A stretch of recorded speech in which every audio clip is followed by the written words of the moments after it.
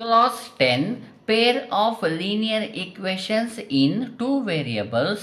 Solve the following pair of linear equations by the elimination method. Okay, ಇದ್ರ meaning ಇಷ್ಟೇ. ಇಲ್ಲಿರುವಂತಹ pair of linear ಈಕ್ವೇಷನ್ಗಳನ್ನು elimination ಮೆಥಡಿಂದ solve ಮಾಡಬೇಕಾಗಿದೆ. ಈಗಾಗಲೇ ನಾವು ಸಬ್ಸ್ಟಿಟ್ಯೂಷನ್ ಮೆಥಡಿಂದ ಸಾಲ್ವ್ ಮಾಡೋದನ್ನು ತಿಳ್ಕೊಂಡಿರೋದ್ರಿಂದ ಈ ವಿಡಿಯೋದಲ್ಲಿ ಎಲಿಮಿನೇಷನ್ ಮೆಥಡಿಂದ ಸಾಲ್ವ್ ಮಾಡೋದನ್ನು ತಿಳ್ಕೊಳ್ಳೋಣ. ನಾನಿಲ್ಲಿ 4 ಪ್ರಾಬ್ಲಮ್ಗಳನ್ನು ತಗೊಂಡಿದ್ದೀನಿ. ಈ 4 ಪ್ರಾಬ್ಲಮ್ಗಳನ್ನು ನೀವು ಸಾಲ್ವ್ ಮಾಡಿದರೆ ಎಲಿಮಿನೇಷನ್ ಮೆಥಡ್ ನಿಮಗೆ ಈಸಿಯಾಗಿ ಅರ್ಥ ಆಗುತ್ತೆ. ನಮಗಿಲ್ಲಿ ಎಲಿಮಿನೇಷನ್ ಅಂತ ಹೇಳಿದರೆ ಎಲಿಮಿನೇಟ್ ಮಾಡಿ ಅಥವಾ ಕ್ಯಾನ್ಸಲ್ ಮಾಡಿ. ಓಕೆ, ಏನನ್ನು ನಾವು ಕ್ಯಾನ್ಸಲ್ ಮಾಡಬೇಕು ಅಂದರೆ ಪೇರ್ ಆಫ್ ಲೀನಿಯರ್ ಈಕ್ವೇಷನಲ್ಲಿ ನಮಗೆ 2 ವೇರಿಯಬಲ್ಗಳು ಇರ್ತವೆ. ಆ 2 ವೇರಿಯಬಲ್ಗಳಲ್ಲಿ ಯಾವುದಾದ್ರೂ ಒಂದು ವೇರಿಯಬಲನ್ನು ಕ್ಯಾನ್ಸಲ್ ಮಾಡೋದ್ರ ಮುಖಾಂತರ ಎಕ್ಸ್ ಆ್ಯಂಡ್ ವೈ ವ್ಯಾಲ್ಯೂವನ್ನು ನಾವು ಫೈಂಡ್ ಮಾಡಬೇಕಾಗಿದೆ. ಓಕೆ, ಫಸ್ಟ್ ಪ್ರಾಬ್ಲಮನ್ನು ನಾನು ಬರ್ಕೊಳ್ತಾ ಇದ್ದೀನಿ. X plus Y is equal to 7. First linear ಈಕ್ವೇಷನ್ನ ನಾನು 1 ಅಂತ ತೊಗೊಳ್ತೀನಿ. ನೆಕ್ಸ್ಟ್ ಏನಿದೆ, X minus Y is equal to 1 ಇದೆ. ಸೆಕೆಂಡ್ ಲೀನಿಯರ್ ಈಕ್ವೇಷನ್ನ ನಾನು 2 ಅಂತ ತೊಗೊಳ್ತೀನಿ. ಈಗ ಏನು ಮಾಡಬೇಕಪ್ಪ ಅಂದರೆ ಇಲ್ಲಿರುವಂತಹ ವೇರಿಯಬಲ್ಗಳ ಕೋಎಫಿಷಿಯೆಂಟ್ಗಳನ್ನು ನೋಡಬೇಕಾಗುತ್ತೆ. ಫಸ್ಟ್ ವೇರಿಯಬಲ್ ಎಕ್ಸನ್ನು ನಾನು ತೊಗೊಳ್ತಾ ಇದ್ದೀನಿ. ನೋಡಿ, ಎಕ್ಸಿನ ಕೋಎಫಿಷಿಯೆಂಟು ಏನೂ ಇಲ್ಲ ಅಂದರೆ 1 ಇರುತ್ತೆ. ಇದರ ಸೈನ್ ಏನಿರುತ್ತೆ, ಏನೂ ಇಲ್ಲ ಅಂದರೆ ಪ್ಲಸ್ ಇರುತ್ತೆ. ಹಾಗಾದರೆ ಎಕ್ಸಿನ ಕೋಎಫಿಷಿಯೆಂಟು +1 ಇದೆ. ನೆಕ್ಸ್ಟು ಇಲ್ಲೂ ಸಹ ಎಕ್ಸ್ ಇದೆ ಅಲ್ವಾ, ಇದರ ಕೋಎಫಿಷಿಯೆಂಟ್ ಏನೂ ಇಲ್ಲ ಅಂದರೆ 1 ಇರುತ್ತೆ, ಸೈನು ಪ್ಲಸ್ ಇರುತ್ತೆ. ಹಾಗಾದರೆ ಎಕ್ಸಿನ ಕೋಎಫಿಷಿಯೆಂಟು +1 ಸೇಮ್ ಇದೆ ಮತ್ತು ಸೈನು ಸಹ ಏನಾಗಿದೆ, ಸೇಮ್ ಇದೆ. ಓಕೆ, ನೆಕ್ಸ್ಟ್ ವೇರಿಯಬಲ್ ವೈ ಅನ್ನು ನಾನು ತೊಗೊಳ್ತೀನಿ. ವೈನ ಕೋಎಫಿಷಿಯೆಂಟ್ ಏನೂ ಇಲ್ಲ ಅಂದರೆ 1 ಇದೆ, ಸೈನು ಪ್ಲಸ್ ಇದೆ, +1 ಆಯಿತು. ಈ ವೇರಿಯಬಲ್ ವೈ ಇದೆ ಅಲ್ವಾ, ವೈನ ಕೋಎಫಿಷಿಯೆಂಟ್ ಏನಿಲ್ಲ ಅಂದರೆ 1 ಇದೆ, ಸೈನು ಮೈನಸ್ ಇದೆ, -1 ಆಯಿತು. ಹಾಗಾದರೆ ವೈನ ಕೋಎಫಿಷಿಯೆಂಟ್ಗಳು +1 -1 ಇದೆ. ಈಗ ನಮಗಲ್ಲಿ ಎಲಿಮಿನೇಷನ್ ಮೆಥಡಿಂದ ಸಾಲ್ವ್ ಮಾಡಿ ಅಂತ ಹೇಳಿರೋದ್ರಿಂದ ನಾನು ಎಲಿಮಿನೇಟ್ ಅಥವಾ ಕ್ಯಾನ್ಸಲನ್ನು ಮಾಡಬೇಕು. ನನಗೆ ಎಕ್ಸನ್ನು ಕ್ಯಾನ್ಸಲ್ ಮಾಡೋಕ್ಕಾಗಲ್ಲ. ಯಾಕಪ್ಪ ಅಂದರೆ ಎರಡಕ್ಕೂ ಸೈನು ಪ್ಲಸ್ ಅಂದರೆ ಸೇಮ್ ಸೈನ್ ಇದೆ. ನನಗೆ ಡಿಫ್ರೆಂಟ್ ಸೈನ್ ಇದ್ದರೆ ಮಾತ್ರ ಕ್ಯಾನ್ಸಲ್ ಮಾಡೋಕ್ಕಾಗೋದು. ನೋಡಿ, ವೇರಿಯಬಲ್ ವೈನ ಸೈನ್ ನೋಡಿ ಪ್ಲಸ್ ಇದೆ, ಮೈನಸ್ ಇದೆ, ಡಿಫ್ರೆಂಟ್ ಸೈನ್ ಇದೆ. ಮತ್ತು ಕೋಎಫಿಷಿಯೆಂಟ್ಗಳು ಏನಿದೆ, ಸೇಮ್ ಇದೆ. +1y -1y ಇರೋದ್ರಿಂದ ಇದೇನಾಗೋಯಿತು, ಕ್ಯಾನ್ಸಲ್ ಆಗೋಯಿತು. ಓಕೆ, ಈಗ ಏನು ಮಾಡೋಣ, ಉಳಿದಿದ್ದನ್ನು ಸಾಲ್ವ್ ಮಾಡಿ ಬರೆಯೋಣ. ಓಕೆ, ಎರಡಕ್ಕೂ ಸೈನು ಪ್ಲಸ್ ಇರೋದ್ರಿಂದ ಏನಾಗುತ್ತೆ, ಅಡಿಷನ್ ಆಗುತ್ತೆ. 1ಗೆ 1ಅನ್ನು ಆ್ಯಡ್ ಮಾಡಿದರೆ 2 ಬರುತ್ತೆ. ವೇರಿಯಬಲ್ ಎಕ್ಸ್ ಬರುತ್ತೆ. ಎರಡೂ ಕೋಎಫಿಷಿಯೆಂಟ್ಗಳು ಅಂದರೆ ಎರಡೂ ನಂಬರ್ಗಳು ಸೇಮ್ ಇರೋದ್ರಿಂದ, ಸೈನ್ಗಳು ಸೇಮ್ ಇರೋದ್ರಿಂದ ಇದರ ಸೈನು ಪ್ಲಸ್ ಬರುತ್ತೆ. +2x ಈಸ್ ಈಕ್ವಲ್ ಟು 7ನ ಸೈನು ಏನೂ ಇಲ್ಲ ಅಂದರೆ ಪ್ಲಸ್ ಇರುತ್ತೆ. 1ನ ಸೈನ್ ಏನೂ ಇಲ್ಲ ಅಂದರೆ ಪ್ಲಸ್ ಇರುತ್ತೆ. ಪ್ಲಸ್ ಸೇಮ್ ಸೈನ್ ಇದೆ, ಅಡಿಷನ್ನು. 7ಗೆ 1ಅನ್ನು ಆ್ಯಡ್ ಮಾಡಿದರೆ 8 ಬರುತ್ತೆ. ಇವೆರಡರಲ್ಲಿ ಬಿಗ್ಗರ್ ನಂಬರ್ 7 ಆಯಿತು. 7ನ ಸೈನು ಪ್ಲಸ್ ಇರೋದ್ರಿಂದ +8 ಆಗೋಯಿತು. ಎಕ್ಸ್ ವ್ಯಾಲ್ಯೂ ಬೇಕು ಅಂದರೆ ನಾವು 2ಅನ್ನು ಈ ಸೈಡಿಗೆ ಟ್ರಾನ್ಸ್ಫರ್ ಮಾಡಬೇಕು. X is equal to 8. ನೋಡಿ, 2 ಮತ್ತು ಎಕ್ಸಿನ ನಡುವೆ ಇಂಟು ಇದೆ. ಇಂಟು ಇರೋದನ್ನು ನಾನು ಆ ಸೈಡ್ ಟ್ರಾನ್ಸ್ಫರ್ ಮಾಡಿದರೆ ಏನಾಯಿತು, ಡಿವೈಡ್ ಆಗೋಗುತ್ತೆ. /2. ಇವೆರಡು ಡಿವೈಡ್ ಆದರೆ ಡಿವೈಡ್ ಮಾಡಿ, ಎಸ್ ಡಿವೈಡ್ ಆಗುತ್ತೆ. 2 1s are 2, 2 4s are 8. X is equal to 4 ಆಗೋಯಿತು, +4 ಆಗೋಯಿತು. ಎಕ್ಸಿನ ವ್ಯಾಲ್ಯೂ ನನಗೆ ಸಿಕ್ಕೋಯಿತು. ಈಗ ಏನು ಮಾಡಬೇಕಪ್ಪ ಅಂತೇಳಿದರೆ substitute x is equal to 4 in equation 1. ನೋಡಿ, ಈಕ್ವೇಷನ್ಗಳು ನಮಗೆ 2 ಈಕ್ವೇಷನ್ ಇದೆ. ಈ ಎರಡರಲ್ಲಿ ಯಾವುದಾದ್ರೂ ಒಂದು ಈಕ್ವೇಷನ್ನ ತೊಗೊಂಡು ಅದರಲ್ಲಿ ಎಕ್ಸಿನ ವ್ಯಾಲ್ಯೂನ 4 ಅಂತ ಸಬ್ಸ್ಟಿಟ್ಯೂಟ್ ಮಾಡಿಬಿಟ್ರೆ ನಮಗೆ ವೈ ವ್ಯಾಲ್ಯೂ ಸಿಗುತ್ತೆ. ನಾನೇನು ಮಾಡ್ತೀನಿ, ಈಕ್ವೇಷನ್ 1ಅನ್ನು ತೊಗೊಳ್ತಾ ಇದ್ದೀನಿ. ಈಕ್ವೇಷನ್ 1 ಏನಿದೆ, x plus Y is equal to 7 ಇದೆ. ನೋಡಿ, ಎಕ್ಸಿನ ವ್ಯಾಲ್ಯೂ 4 ಅಲ್ವಾ, 4ಅನ್ನು ಹಾಕ್ತೀನಿ. +y is equal to 7. Y value ಬೇಕಾಗಿರೋದ್ರಿಂದ ಈ 4ನ ಈ ಸೈಡಿಗೆ ಟ್ರಾನ್ಸ್ಫರ್ ಮಾಡ್ತೀನಿ. +y is equal to +7. ನೋಡಿ, 4ನ ಸೈನ್ ಏನೂ ಇಲ್ಲ ಅಂದರೆ ಪ್ಲಸ್ ಇದೆ. ಪ್ಲಸ್ ಇರೋದು ಆ ಸೈಡ್ ಹೋಯ್ತಪ್ಪ ಅಂದರೆ ಏನಾಗುತ್ತೆ, -4 ಆಗೋಗುತ್ತೆ. y ಇಸ್ ಈಕ್ವಲ್ ಟು 7ನ ಸೈನ್ ಏನಿಲ್ಲ ಅಂದರೆ ಪ್ಲಸ್ ಇದೆ, 4ನ ಸೈನು ಮೈನಸ್ ಇದೆ. ಪ್ಲಸ್ಸು ಮೈನಸ್ಸು ಅಂದರೆ ಸಬ್ಟ್ರಾಕ್ಷನು. 7ಅಲ್ಲಿ 4 ಹೋಯ್ತಪ್ಪ ಅಂದರೆ 3 ಬರುತ್ತೆ. ಇವೆರಡರಲ್ಲಿ 7 ಬಿಗ್ಗರ್ ಆಗಿದೆ, ಬಿಗ್ಗರ್ ನಂಬರ್ನ ಸೈನು ಪ್ಲಸ್ ಇದೆ, ಹಾಗಾಗಿ +3 ಬರುತ್ತೆ. ನೋಡಿ x ಈಸ್ ಈಕ್ವಲ್ ಟು +4 ಆಯಿತು, y ಈಸ್ ಈಕ್ವಲ್ ಟು +3 ಆಯಿತು. ಈ ರೀತಿಯಾಗಿ ನಾವು ಎಲಿಮಿನೇಷನ್ ಮೆಥಡಿಂದ x ಆ್ಯಂಡ್ y ವ್ಯಾಲ್ಯೂನ ಫೈಂಡ್ ಮಾಡ್ಬೋದು. ಓಕೆ, ನೆಕ್ಸ್ಟ್ ಪ್ರಾಬ್ಲಮನ್ನು ಮಾಡೋಣ. ಓಕೆ, ಇಲ್ಲಿ ಸೆಕೆಂಡ್ ಪ್ರಾಬ್ಲಮಲ್ಲಿ ಇರುವಂತಹ ಈಕ್ವೇಷನ್ನ ಬರ್ಕೊಳ್ಳೋಣ. x minus 2y is equal to -7. ಇದನ್ನು ನಾನು 1 ಅಂತ ತೊಗೊಳ್ತೀನಿ. ನೆಕ್ಸ್ಟ್ ಏನಿದೆ 4x plus 3y is equal to 5 ಇದೆ, ಇದನ್ನು ನಾನು 2 ಅಂತ ತೊಗೊಳ್ತೀನಿ. ಓಕೆ, ವೇರಿಯಬಲ್ಗಳ ಕೋಎಫಿಷಿಯೆಂಟ್ಗಳನ್ನು ನೋಡೋಣ. ಎಕ್ಸ್ ವೇರಿಯಬಲ್ ಇದೆ ಫಸ್ಟಿಗೆ, ಇದರ ಕೋಎಫಿಷಿಯೆಂಟ್ ಏನೂ ಇಲ್ಲ ಅಂದರೆ 1 ಇದೆ, ಸೈನು ಪ್ಲಸ್ ಆಯಿತು, ಪ್ಲಸ್ ಏನಿಲ್ಲ ಅಂದರೆ ಪ್ಲಸ್ ಇರುತ್ತೆ, +1x. ಇಲ್ಲಿ +4x ಇದೆ. ಎಕ್ಸ್ ವೇರಿಯಬಲ್ನ ಕೋಎಫಿಷಿಯೆಂಟ್ಗಳು +1 +4 ಏನಾಯಿತು, ಕೋಎಫಿಷಿಯೆಂಟ್ಗಳು ಡಿಫ್ರೆಂಟ್ ಆಗಿದೆ. ಓಕೆ, ಅದಕ್ಕೋಸ್ಕರ y ಕೋಎಫಿಷಿಯೆಂಟಿಗೆ ಬರ್ತೀನಿ. y ಕೋಎಫಿಷಿಯೆಂಟಿನ ಸೈನು -2 +3. y ಕೋಎಫಿಷಿಯೆಂಟಿನ ಸೈನು ಸಹ ಡಿಫ್ರೆಂಟ್ ಆಗಿದೆ. ಎಕ್ಸಿನ ಕೋಎಫಿಷಿಯೆಂಟಿನ ಸೈನು ಡಿಫ್ರೆಂಟ್ ಇದೆ, y ಕೋಎಫಿಷಿಯೆಂಟಿನ ಸೈನು ಡಿಫ್ರೆಂಟ್ ಇದೆ, ಎರಡೂ ಡಿಫ್ರೆಂಟ್ ಇದೆ. ನನಗೆ ಇಲ್ಲಿ ಎಲಿಮಿನೇಷನ್ ಮೆಥಡಿಂದ ಸಾಲ್ವ್ ಮಾಡಬೇಕು ಅಂದರೆ ವೇರಿಯಬಲ್ನ ಕೋಎಫಿಷಿಯೆಂಟ್ಗಳು ಸೇಮ್ ಇರಬೇಕು, ಆದರೆ ಇಲ್ಲಿ ಸೇಮ್ ಇಲ್ಲ. ಈ ರೀತಿಯಾಗಿ ಬಂದಾಗ ನಾವು ವೇರಿಯಬಲ್ನ ಕೋಎಫಿಷಿಯೆಂಟ್ಗಳು ಸೇಮ್ ಬರುವ ಹಾಗೆ ಬರೀಲೇಬೇಕಾಗತ್ತೆ. ಅದಕ್ಕೋಸ್ಕರ ನಾನು ಏನು ಮಾಡ್ತೀನಿ, ನಾನು ಎಕ್ಸನ್ನು ಕ್ಯಾನ್ಸಲ್ ಮಾಡೋಣ ಅಂತ ನೋಡಿದರೆ ಎಕ್ಸಿನ ಸೈನು ಪ್ಲಸ್ಸು ಇದೆ, ಹಾಗಾಗಿ ನಾನು ಎಕ್ಸನ್ನು ಕ್ಯಾನ್ಸಲ್ ಮಾಡೋಲ್ಲ, ವೈಯನ್ನು ಕ್ಯಾನ್ಸಲ್ ಮಾಡ್ತೀನಿ. ಯಾಕೆ ಅಂದರೆ ವೈನ ಸೈನು ಮೈನಸ್ಸು ಪ್ಲಸ್ ಡಿಫ್ರೆಂಟ್ ಸೈನ್ಗಳು ಬಂದಿದೆ, ಹಾಗಾಗಿ ನಾನು ವೈಯನ್ನು ಈಸಿಯಾಗಿ ಕ್ಯಾನ್ಸಲ್ ಮಾಡ್ಬೋದು. ಆದರೆ ಕೋಎಫಿಷಿಯೆಂಟ್ಗಳು ಡಿಫ್ರೆಂಟ್ ಆಗಿರೋದ್ರಿಂದ ಅದನ್ನು ಏನು ಮಾಡಬೇಕು, ಸೇಮ್ ಮಾಡ್ಕೋಬೇಕು. ಹಾಗಾದರೆ ಸೇಮ್ ಮಾಡ್ಕೋಬೇಕು ಅಂದರೆ ಏನು ಮಾಡಬೇಕಪ್ಪ ಅಂದರೆ ನೋಡಿ, ಸೆಕೆಂಡ್ ಲೀನಿಯರ್ ಈಕ್ವೇಷನಿಂದ ವೈನ ಕೋಎಫಿಷಿಯೆಂಟು 3 ಇದೆಯಲ್ವಾ, ಈ 3ಯನ್ನು ಫಸ್ಟ್ ಲೀನಿಯರ್ ಈಕ್ವೇಷನ್ಗೆ ಮಲ್ಟಿಪ್ಲೈ ಮಾಡಿಬಿಡಿ. ಇನ್ನೊಂದ್ಸರಿ ಹೇಳ್ತೀನಿ, ಸೆಕೆಂಡ್ ಲೀನಿಯರ್ ಈಕ್ವೇಷನ್ನ ವೈನ ಕೋಎಫಿಷಿಯೆಂಟು 3 ಇದೆ, ಇದನ್ನು ಫಸ್ಟ್ ಲೀನಿಯರ್ ಈಕ್ವೇಷನ್ಗೆ ಮಲ್ಟಿಪ್ಲೈ ಮಾಡಿ.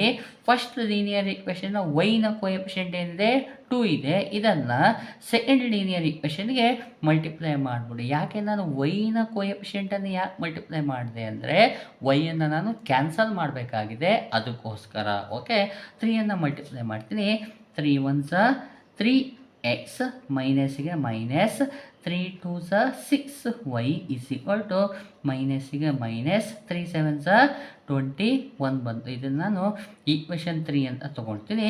2ಅನ್ನು ಒಳಗೆ ಮಲ್ಟಿಪ್ಲೈ ಮಾಡೋಣ. 2 4s 8x ಪ್ಲಸ್ಗೆ plus, 2 3s 6y is equal to 2 5s 10. ಇದನ್ನು ಈಕ್ವೇಷನ್ 4 ಅಂತ ತೊಗೊಳ್ತೀನಿ. ಓಕೆ, ಈಗ ನೋಡಿ y ವೇರಿಯಬಲ್ನ ಕೋಎಫಿಷಿಯೆಂಟ್ ಏನಿದೆ -6 +6 ಇದೆ, ಅಂದರೆ -6y +6y ಇದೆ. ಹಾಗಾದರೆ ಇದೇನಾಯಿತು, ಕ್ಯಾನ್ಸಲ್ ಆಗೋಯಿತು. ಉಳಿದಿರೋದನ್ನು ಸಾಲ್ವ್ ಮಾಡ್ಕೊಳ್ಳೋಣ. ನೋಡಿ, 3xನ ಸೈನು ಪ್ಲಸ್ ಇದೆ, 8xನ ಸೈನು ಪ್ಲಸ್ ಇದೆ, ಪ್ಲಸ್ಸು ಸೇಮ್ ಸೈನ್ ಇದ್ದರೆ ಅಡಿಷನ್ ಮಾಡಬೇಕು. 8ಗೆ 3ಯನ್ನು ಆ್ಯಡ್ ಮಾಡಿದರೆ 11x ಬರುತ್ತೆ.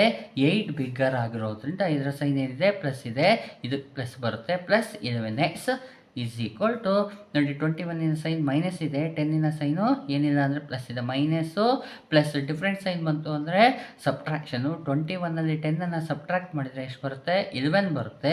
ಇವೆರಡರಲ್ಲಿ 21 ಬಿಗ್ಗರ್ ಆಗಿರೋದ್ರಿಂದ ಇದರ ಸೈನ್ ಏನು ಬರುತ್ತೆ, ಮೈನಸ್ ಇದೆ, ಹಾಗಾಗಿ ಆನ್ಸರಿಗೆ ಮೈನಸ್ ಬರುತ್ತೆ. ನನಗೆ ಎಕ್ಸ್ ವ್ಯಾಲ್ಯೂ ಬೇಕಾಗಿರೋದ್ರಿಂದ ಈ 11ಅನ್ನು ಆ ಸೈಡಿಗೆ ಟ್ರಾನ್ಸ್ಫರ್ ಮಾಡ್ತೀನಿ.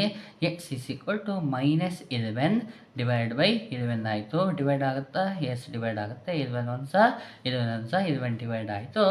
ಎಕ್ಸ್ ಈಸ್ ಈಕ್ವಲ್ ಟು -1 ಆಯಿತು. ನನಗೆ ಎಕ್ಸಿನ ವ್ಯಾಲ್ಯೂ ಸಿಕ್ಕೋಯ್ತು -1. ಈಗ ಏನು ಮಾಡೋಣಪ್ಪ ಅಂದರೆ substitute x is equal to -1 in equation. ನೋಡಿ, ನಮಗಿಲ್ಲಿ 1 2 3 4 ಈಕ್ವೇಷನ್ಗಳು ಇದೆ. ಈ 4ಅಲ್ಲಿ ಯಾವ ಈಕ್ವೇಷನ್ನ ತೊಗೋಬೇಕು ಅಂದರೆ ನಾವು 1 ಮತ್ತು 2ಅಲ್ಲಿರೋ ಯಾವುದಾದ್ರೂ ಒಂದು ಈಕ್ವೇಷನ್ನ ತೊಗೊಳ್ಳಿ, 3 ಮತ್ತು 4ಅನ್ನು ತಗೊಳಕ್ಕೆ ಹೋಗಬೇಡಿ. ಯಾಕೆ ಅಂದರೆ 3 ಮತ್ತು 4 ಈಕ್ವೇಷನಲ್ಲಿ ನಂಬರ್ಸ್ಗಳು ಏನಾಗಿರ್ತವೆ, ದೊಡ್ಡದಾಗಿ ಬಂದಿರುತ್ತೆ. ಯಾಕೆಂದರೆ ನಾವಿಲ್ಲಿ ಮಲ್ಟಿಪ್ಲೈಯನ್ನು ಮಾಡಿರೋದ್ರಿಂದ ಇದೇನಾಗಿರುತ್ತೆ, 3 ಆ್ಯಂಡ್ 4 ಈಕ್ವೇಷನ್ಗಳು ದೊಡ್ಡದಾಗಿರುತ್ತೆ. ಹಾಗಾಗಿ 1 ಅಥವಾ 2ಅನ್ನು ತೊಗೊಳ್ಳಿ. ನಾನು ಈಕ್ವೇಷನ್ 1ಅನ್ನು ತೊಗೊಳ್ತೀನಿ. ಈಕ್ವೇಷನ್ 1 ಏನಿದೆ, X minus 2y is equal to -7 ಇದೆ. ಓಕೆ, ಎಕ್ಸಿನ ವ್ಯಾಲ್ಯೂನ ಸಬ್ಸ್ಟಿಟ್ಯೂಷನ್ ಮಾಡಿಬಿಡೋಣ. -1 -2y ಈಸ್ ಈಕ್ವಲ್ ಟು -7. ನನಗೆ ನೋಡಿ y ವ್ಯಾಲ್ಯೂ ಬೇಕು. y ವ್ಯಾಲ್ಯೂ ಏನಾಗಿದೆ? ನೆಗೆಟಿವ್ ಆಗಿದೆ, ಅಂದರೆ -2y ಬಂದಿದೆ. ಇದೇನಾಗಿರಬೇಕು? ಪಾಸಿಟಿವ್ ಆಗಿರಬೇಕು. ಅದಕ್ಕೆ ಈ -2yಯನ್ನು ಈ ಸೈಡಿಗೆ ಟ್ರಾನ್ಸ್ಫರ್ ಮಾಡ್ತೀನಿ, -7ನ ಈ ಸೈಡಿಗೆ ಟ್ರಾನ್ಸ್ಫರ್ ಮಾಡ್ತೀನಿ. ಓಕೆ, -1 ನೋಡಿ, -7ನ ಈ ಸೈಡಿಗೆ ಟ್ರಾನ್ಸ್ಫರ್ ಮಾಡಿದ ತಕ್ಷಣ ಮೈನಸ್ ಇರೋದೇನಾಯಿತು? +7 ಈಸ್ ಈಕ್ವಲ್ ಟು -2y ಇರೋದು ಟ್ರಾನ್ಸ್ಫರ್ ಆದ ತಕ್ಷಣ +2y ಆಗೋಯಿತು. ಓಕೆ, ಮೈನಸ್ಸಿನ ಸೈನು 1ನ ಸೈನು ಮೈನಸ್ ಇದೆ, 7ನ ಸೈನು ಪ್ಲಸ್ ಇದೆ. -+2 ಅಂದರೆ ಸಬ್ಟ್ರಾಕ್ಷನು. 7ಅಲ್ಲಿ 1 ಅಂದರೆ 6 ಬರುತ್ತೆ. ಇವೆರಡರಲ್ಲಿ 7 ಬಿಗ್ಗರ್ ಆಗಿರೋಂಥ ಸೈನ್ ಏನಿದೆ, 7ಗೆ ಬಿಗ್ಗರ್ ನಂಬರ್ನ ಸೈನು ಪ್ಲಸ್ ಇರೋದಿಲ್ಲ. ಆನ್ಸರ್ ಏನು ಬರುತ್ತೆ? +6 ಬರುತ್ತೆ. ಈಸ್ ಈಕ್ವಲ್ ಟು 2y ಆಗೋಯಿತು.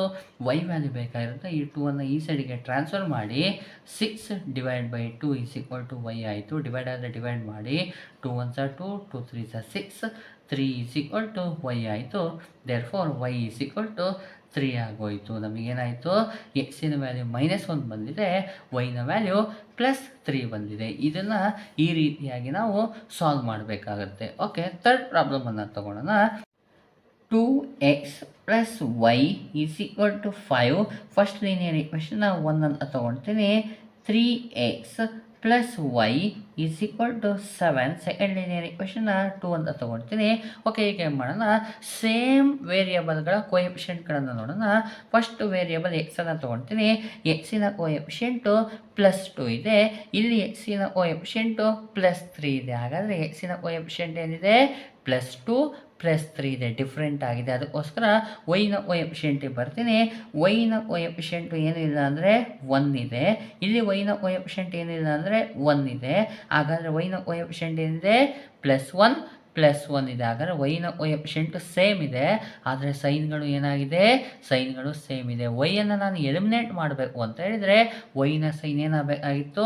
ಡಿಫ್ರೆಂಟ್ ಬರಬೇಕಿತ್ತು. ಒಂದು ಪ್ಲಸ್ ಆದರೆ ಇನ್ನೊಂದು ಮೈನಸ್ ಬರಬೇಕಿತ್ತು. ಈ ರೀತಿಯಾಗಿ ಬಂದಾಗ ನಿಮ್ಮ ಸೆಕೆಂಡ್ ಲೀನಿಯರ್ ಈಕ್ವೇಷನ್ ಇದೆಯಲ್ಲ, ಇದರಲ್ಲಿರುವಂತಹ ಸೈನ್ಗಳನ್ನು ನಮಗೆ ಚೇಂಜ್ ಮಾಡೋಕ್ಕೆ ಅವಕಾಶ ಇರುತ್ತೆ.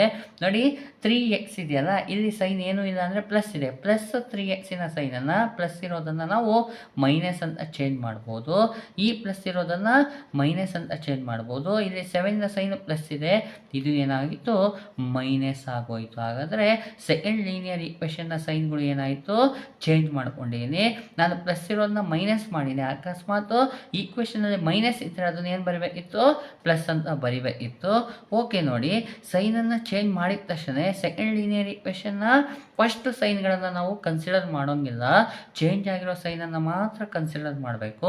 ನೋಡಿ, ವೈನ ಕೋಎಫಿಷಿಯೆಂಟು +1 ಇತ್ತು, ಈಗ ವೈನ ಕೋಎಫಿಷಿಯೆಂಟ್ ಏನಾಯಿತು? -1 ಆಗೋಯಿತು. +1 -1 ಬಂದಿದೆ. ಹಾಗಾಗಿ ವೈ ಏನಾಯಿತು? ಕ್ಯಾನ್ಸಲ್ ಆಗೋಯಿತು. ಓಕೆ, ಉಳಿಯೋದೇನಪ್ಪ ಅಂದರೆ ಎಕ್ಸ್ ಉಳಿದಿದೆ. ಇಲ್ಲಿ 2x ಇದೆ, 2ನ ಸೈನ್ ಏನಿಲ್ಲ ಅಂದರೂ ಪ್ಲಸ್ ಇದೆ, +2x. 3ನ ಸೈನು ಮೈನಸ್ ಆಗೋಗುತ್ತೆ, -3x. ಪ್ಲಸ್ಸು ಮೈನಸ್ಸು ಬಂದರೆ ಸಬ್ಟ್ರಾಕ್ಷನ್ನು. 3ಯಲ್ಲಿ 2 ಹೋದರೆ 1x ಬರುತ್ತೆ. 2 ಮತ್ತು 3ಯಲ್ಲಿ ಯಾವುದು ಬಿಗ್ಗರು? 3 ಬಿಗ್ಗರು. 3ನ ಸೈನ್ ಯಾವುದು? ಚೇಂಜ್ ಆಗಿರೋ ಸೈನನ್ನು ನಾವು ತೊಗೋಬೇಕಾಗುತ್ತೆ. 3ನ ಸೈನು ಮೈನಸ್ ಇದೆ, ಹಾಗಾಗಿ -1x ಬರುತ್ತೆ. ಈಸ್ ಈಕ್ವಲ್ ಟು, ಇಲ್ಲಿ ನೋಡಿ, 5ನ ಸೈನ್ ಏನೂ ಇಲ್ಲ ಅಂದರೆ ಪ್ಲಸ್ ಇರುತ್ತೆ. 7ನ ಸೈನು ಚೇಂಜ್ ಆಗಿದೆ, ಏನು? ಮೈನಸ್ ಇದೆ. ಪ್ಲಸ್ಸು ಮೈನಸ್ಸು ಬಂದರೆ ಸಬ್ಟ್ರಾಕ್ಷನ್ನು. 7ಅಲ್ಲಿ 5ಅನ್ನು ಸಬ್ಟ್ರಾಕ್ಟ್ ಮಾಡಿದರೆ 2 ಬರುತ್ತೆ. 7 ಬಿಗ್ಗರ್ ಆಗಿದೆ, 7ನ ಸೈನ್ ಏನು? ಮೈನಸ್. ಈಗ ನನಗೆ ಎಕ್ಸ್ ವ್ಯಾಲ್ಯೂ ಬೇಕಲ್ವಾ? X is equal to -2. ಈ -1 ಆ ಸೈಡಿಗೆ ಟ್ರಾನ್ಸ್ಫರ್ ಮಾಡಿ, ಡಿವೈಡ್ ಬೈ -1 ಬರುತ್ತೆ. X is equal to minus divide by minus ಅಂದರೆ ಪ್ಲಸ್ ಆಗುತ್ತೆ. 2 ಡಿವೈಡ್ ಬೈ 1 ಅಂದರೆ 2 ಅಂತ ಬರಿಬೋದು. ಹಾಗಾದರೆ ಎಕ್ಸಿನ ವ್ಯಾಲ್ಯೂ ಎಷ್ಟು ಬಂತು? +2 ಬಂತು. ಈಗ ಏನು ಮಾಡೋಣ? Substitute x is equal to +2 in equation 1 ಅಂತ ತೊಗೊಳ್ತೀವಿ. ಈಕ್ವೇಷನ್ 1ಅಲ್ಲೇ ಸಬ್ಸ್ಟಿಟ್ಯೂಟ್ ಮಾಡಬೇಕು ಅಂತ ಹೇಳಿದ್ರೆ ಈಕ್ವೇಷನ್ 2ಅಲ್ಲಿ ಸಬ್ಸ್ಟಿಟ್ಯೂಟ್ ಮಾಡಿದ್ರು ಆನ್ಸರ್ ಬರುತ್ತೆ. ಓಕೆ, ಈಕ್ವೇಷನ್ 1 ಏನಿದೆ? 2x + y is equal to 5 ಇದೆ. ಇದರಲ್ಲಿ ಎಕ್ಸ್ ವ್ಯಾಲ್ಯೂನ ಸಬ್ಸ್ಟಿಟ್ಯೂಷನ್ ಮಾಡಿಬಿಡೋಣ. 2 ನೋಡಿ, ಎಕ್ಸಿನ value +2 + y is equal to 5. 2 2s are 4, plus Y is equal to 5. ನನಗೆ ವೈ ವ್ಯಾಲ್ಯೂ ಬೇಕಲ್ವಾ, ಈ ಪ್ಲಸ್ 4ಅನ್ನು ಆ ಸೈಡಿಗೆ ಟ್ರಾನ್ಸ್ಫರ್ ಮಾಡ್ತೀನಿ. ನಾನು ಪ್ಲಸ್ 4 ಯಾಕೆ ಹೇಳಿದೆ ಅಂದರೆ 4ನ ಸೈನ್ ಏನೂ ಇಲ್ಲ ಅಂದರೆ ಪ್ಲಸ್ ಇರುತ್ತೆ. Y is equal to plus 5. Plus 4ಅನ್ನು ಆ ಸೈಡಿಗೆ ಟ್ರಾನ್ಸ್ಫರ್ ಮಾಡಿದ ತಕ್ಷಣ ಪ್ಲಸ್ ಇರೋದು -4 ಆಗೋಯಿತು. ವೈ ಈಸ್ ಈಕ್ವಲ್ ಟು 5ನ ಸೈನ್ ಏನೂ ಇಲ್ಲ ಅಂದರೆ ಪ್ಲಸ್ ಇರುತ್ತೆ, 4ನ ಸೈನ್ ಮೈನಸ್ ಇದೆ. ಪ್ಲಸ್ಸು ಮೈನಸ್ ಅಂದರೆ ಸಬ್ಟ್ರಾಕ್ಷನು. 5ಅಲ್ಲಿ 4ಅನ್ನು ಸಬ್ಟ್ರಾಕ್ಟ್ ಮಾಡಿದರೆ ಆನ್ಸರ್ ಎಷ್ಟು ಬರುತ್ತೆ? 1 ಬರುತ್ತೆ. 5 ಬಿಗ್ಗರ್ ಆಗಿದೆ, ಹಾಗಾಗಿ ಇದ್ರ ಸೈನ್ ಏನಿದೆ? ಪ್ಲಸ್ ಇದೆ. ಹಾಗಾಗಿ ವೈ ವ್ಯಾಲ್ಯೂ ಪ್ಲಸ್ 1 ಬಂತು. X value plus 2, y value plus 1 ಆಗಿರುತ್ತೆ. ಓಕೆ, ಹೀಗೆ ಮಾಡೋಣ. ಫೋರ್ತ್ ಪ್ರಾಬ್ಲಮನ್ನು ಸಾಲ್ವ್ ಮಾಡೋಣ. ಫೋರ್ತ್ ಪ್ರಾಬ್ಲಮ್ ಏನಿದೆ? 2x plus Y is equal to 3. ಇದನ್ನು ನಾನು 1 ಅಂತ ತೊಗೊಳ್ತೀನಿ. Next x plus 3y is equal to -1 ಇದೆ, ಇದನ್ನು 2 ಅಂತ ತೊಗೊಳ್ತೀನಿ. ಓಕೆ, ವೇರಿಯಬಲ್ಗಳ ಕೋಎಫಿಷಿಯೆಂಟ್ಗಳನ್ನು ನೋಡೋಣ. ಎಕ್ಸ್ ಇದೆ ಅಲ್ವಾ ವೇರಿಯಬಲ್, ಇದರ ಕೋಎಫಿಷಿಯೆಂಟು +2 ಇದೆ. ಇಲ್ಲಿ ಎಕ್ಸ್ ಇದೆ, ಕೋಎಫಿಷಿಯೆಂಟ್ ಏನಿಲ್ಲ ಅಂದರೂ 1 ಇರುತ್ತೆ. ಹಾಗಾದರೆ ಎಕ್ಸಿನ ಕೋಎಫಿಷಿಯೆಂಟ್ಗಳು ಏನಿದೆ? +2 +1 ಬಂದಿದೆ. ಹಾಗಾದರೆ ಕೋಎಫಿಷಿಯೆಂಟ್ಗಳು ಡಿಫ್ರೆಂಟ್ ಆಗಿದೆ. ಓಕೆ, ವೈಗೆ ಬರ್ತೀನಿ. ವೈನ ಕೋಎಫಿಷಿಯೆಂಟ್ ಏನಿಲ್ಲ ಅಂದರೆ 1 ಇದೆ, +1 ಆಯಿತು. ಇಲ್ಲಿ ವೈನ ಕೋಎಫಿಷಿಯೆಂಟು +3 ಇದೆ, +1 +3. ಇಲ್ಲಿ ನೋಡಿ, ಎಕ್ಸಿನ ಕೋಎಫಿಷಿಯೆಂಟು ಡಿಫ್ರೆಂಟ್ ಆಗಿದೆ, ವೈನ ಕೋಎಫಿಷಿಯೆಂಟು ಏನಾಗಿದೆ? ಡಿಫ್ರೆಂಟ್ ಆಗಿದೆ. ಈ ರೀತಿ ಬಂದಾಗ ನಾವೇನು ಮಾಡಬೇಕು? ಎಕ್ಸ್ ಅಥವಾ ವೈನ ಕೋಎಫಿಷಿಯೆಂಟ್ ಎರಡರಲ್ಲಿ ಯಾವುದಾದ್ರೂ ಕೋಎಫಿಷಿಯೆಂಟ್ಗಳು ಸೇಮ್ ಬರುವ ಹಾಗೆ ಮಾಡ್ಕೋಬೇಕಾಗುತ್ತೆ. ಹಾಗಾದರೆ ಸೇಮ್ ಬರಬೇಕು ಅಂದರೆ ಏನು ಮಾಡಬೇಕು? ಈಗಾಗಲೇ ನಿಮಗೆ ಸೆಕೆಂಡ್ ಪ್ರಾಬ್ಲಮಲ್ಲಿ ಹೇಳ್ಕೊಟ್ಟಿದ್ದಲ್ಲ, ಅದೇ ರೀತಿಯಾಗಿ ಮಾಡಬೇಕಾಗುತ್ತೆ. ನೀವು ಎಕ್ಸನ್ನಾರ ಕ್ಯಾನ್ಸಲ್ ಮಾಡ್ಕೊಳ್ಳಿ, ವೈನಾರ ಕ್ಯಾನ್ಸಲ್ ಮಾಡ್ಕೊಳ್ಳಿ. ನಾನು ಇಲ್ಲಿ ಏನು ಮಾಡ್ತೀನಪ್ಪ ಅಂದರೆ ಎಕ್ಸನ್ನು ಕ್ಯಾನ್ಸಲ್ ಮಾಡಬೇಕು ಅಂತ ಅಂದ್ಕೊಳ್ತೀನಿ. ಎಕ್ಸನ್ನು ಕ್ಯಾನ್ಸಲ್ ಮಾಡಬೇಕಪ್ಪ ಅಂತೇಳಿದರೆ ಎಕ್ಸಿನ ಸೆಕೆಂಡ್ ಲೀನಿಯರ್ ಈಕ್ವೇಷನ್ನ ಎಕ್ಸಿನ ಕೋಎಫಿಷಿಯೆಂಟನ್ನು, ಗೊತ್ತಾಯ್ತಾ? ಸೆಕೆಂಡ್ ಲೀನಿಯರ್ ಈಕ್ವೇಷನ್ನ ಎಕ್ಸಿನ ಕೋಎಫಿಷಿಯೆಂಟ್ ಏನಿದೆ? 1 ಇದೆಯಲ್ಲ, ಇದನ್ನು ಫಸ್ಟ್ ಲೀನಿಯರ್ ಈಕ್ವೇಷನ್ಗೆ ಮಲ್ಟಿಪ್ಲೈ ಮಾಡಿ.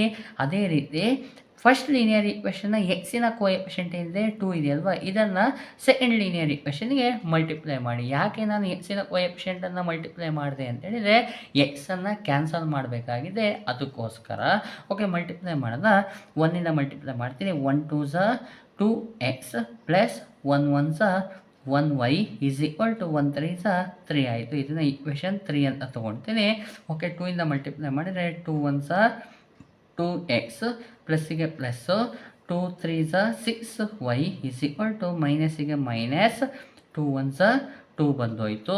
ಓಕೆ, ನೋಡಿದರೆ ನಾನು ಎಕ್ಸನ್ನು ಕ್ಯಾನ್ಸಲ್ ಮಾಡಬೇಕು ಅಂದ್ಕೊಂಡೆ, ಹಾಗಾಗಿ ಎಕ್ಸಿನ ಕೋಎಫಿಷಿಯೆಂಟ್ಗಳು ಏನು ಬಂತು? 2 2 ಅಂದರೆ +2 +2 ಸೇಮ್ ಸೈನ್ ಬಂದಿದೆ. ಸೇಮ್ ಸೈನ್ ಬಂದಿದೆ ಅಂತ ತಕ್ಷಣ ಥರ್ಡ್ ಪ್ರಾಬ್ಲಮಲ್ಲಿ ಹೇಳಿದೆ, ಸೇಮ್ ಸೈನ್ ಇದ್ದಾಗ ಕೋಎಫಿಷಿಯೆಂಟ್ಗಳು ಸೇಮ್ ಇದ್ದು ಸೈನು ಸೇಮ್ ಇತ್ತು ಅಂದಾಗ ಸೆಕೆಂಡ್ ಲೀನಿಯರ್ ಈಕ್ವೇಷನ್ನ ಸೈನ್ಗಳನ್ನು ಚೇಂಜ್ ಮಾಡಿಬಿಡೋಣ ಅಂತ. ಓಕೆ, ಸೆಕೆಂಡ್ ಲೀನಿಯರ್ ಈಕ್ವೇಷನಲ್ಲಿ 2x ಇದೆ, ಸೈನು ಪ್ಲಸ್ ಇದೆ ಅಲ್ವಾ, ಪ್ಲಸ್ ಇರೋದು ಏನಾಯಿತು? ಮೈನಸ್ ಆಗೋಯಿತು. ಇಲ್ಲಿ ಪ್ಲಸ್ ಇದೆ, ಮೈನಸ್ ಆಗೋಯಿತು. ಮೈನಸ್ ಇರೋದು ಏನಾಗುತ್ತೆ? ಪ್ಲಸ್ ಆಗುತ್ತೆ. ಡಿಫ್ರೆಂಟ್ ಸೈನನ್ನು ಬರಿಬೇಕಾಗುತ್ತೆ.